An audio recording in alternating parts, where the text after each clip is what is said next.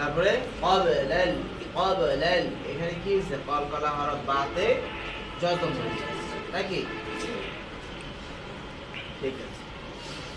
এবার বলেন হলো ওয়াজিব গুন্নার কাজ ওয়াজিব গুন্নার কাজ ওয়াজিব গুন্নার কাজ ওয়াজিব গুন্নার কাজ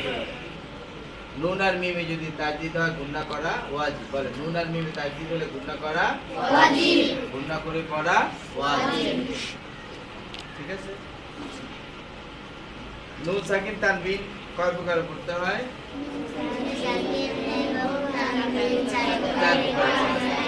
ওকে কখনো তাড়াতাড়ি কখনো গুণনা করে কখনো মিলায়া গুণনা করে কখনো মিলানো ছাড়া গুণনা করে নাকি কখনো গুণনা ছাড়া মিলানো এরকম না কখনো আবার এক হরফের পরিবর্তে আরেক হরফ নাকি তাহলে ইজহারের কাজ কি বলেন ইজহারের কাজ কি মানে তাড়াতাড়ি পড়া ইজহারের কাজ হলো কি করা তাড়াতাড়ি পড়া স্পষ্ট করে পড়া মানে কি তাড়াতাড়ি পড়া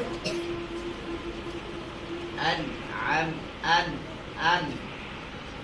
আনআমতা মিন হাবিলিন মিন হাবিলিন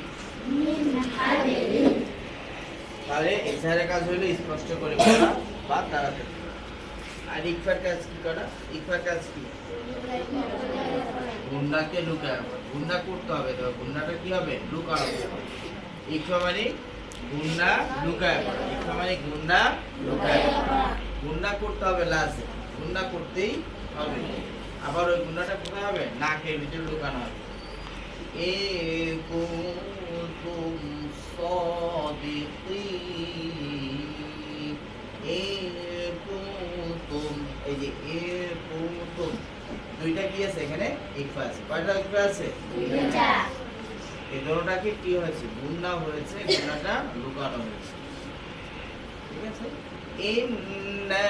ইন্নাল্লাযীনা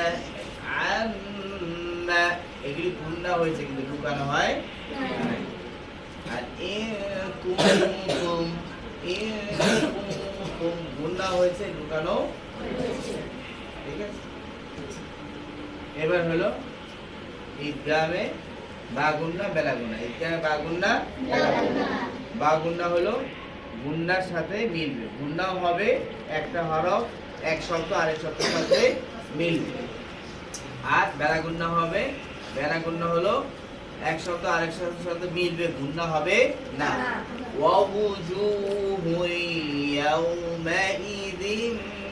বাসিরা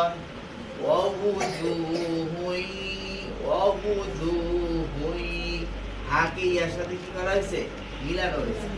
সাথে গুণনা হয়েছে আর উপর তানবিন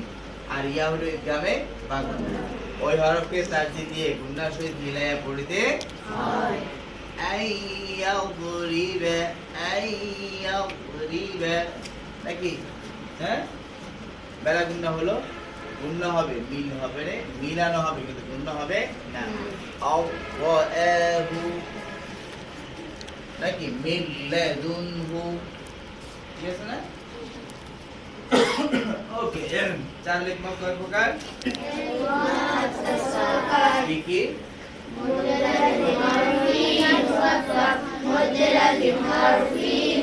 নাম যেটা শুনে